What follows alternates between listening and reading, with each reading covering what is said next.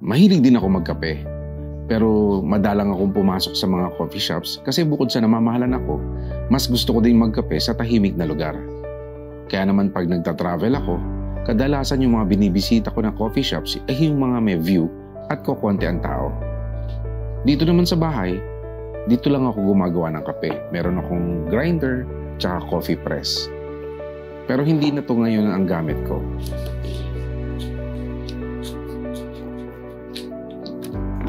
Ito yung Papas Automatic Coffee Machine. Ano na siya? From beans to coffee na to. Walang kahirap-hirap, medyo relax-relax ka lang. Lalagyan ko muna siya ng tubig. Yan.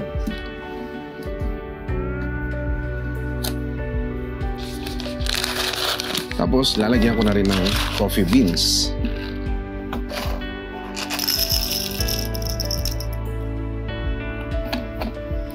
Lalagyan ko muna siya ng cup bago ko i-on. Kasi pag pinindot ko yung on, nagki-cleaning ito eh. Tapos i-on ko na siya. Ayan, kasalukuyan siyang nagki-cleaning. Ginagawa niya yan every time na sa-start yung machine.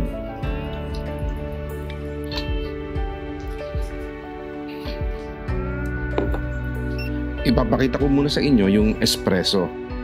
Ito medyo natatapangan ako kaya hindi ako masyadong madalas mag-espresso. Pero ipapakita ko lang sa inyo na meron siyang settings for espresso.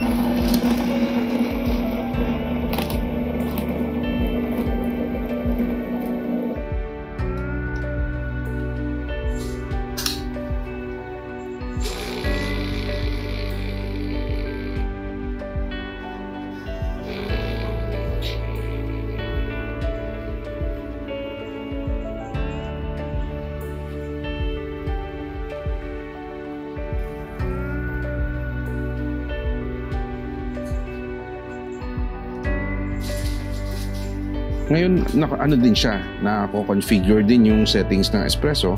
Kung gusto nyo mas matapang, ibig sabihin mas madaming ground coffee or mas hindi masyado matapang. Pero yan yung sa espresso, normally kaunti. Ngayon, subukan naman natin yung Americano. Ito naman ang Americano.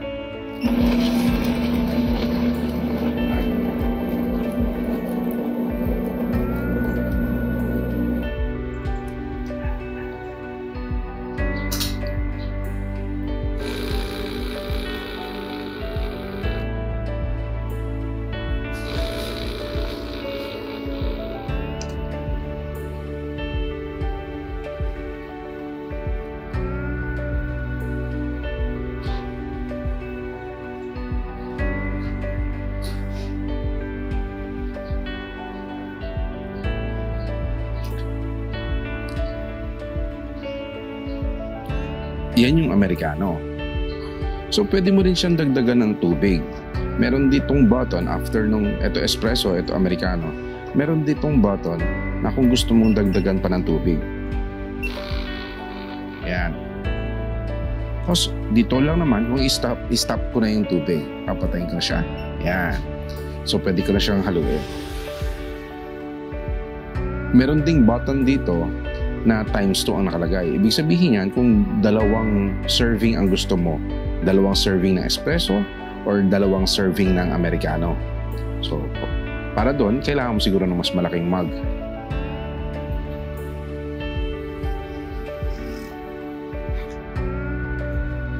Ito naman yung kanyang milk frother.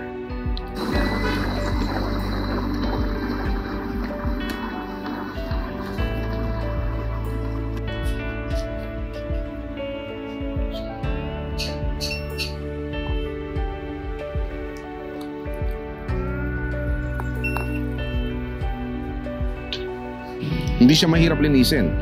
Madali lang siyang tanggalin. Ayan. Ito yung coffee grounds.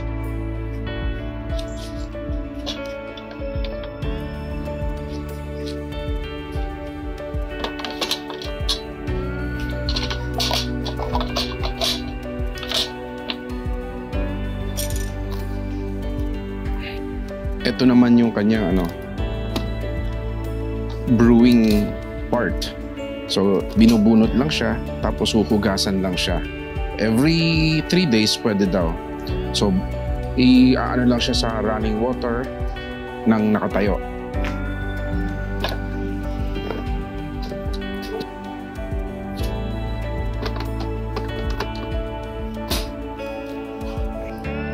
Tara, kape tayo.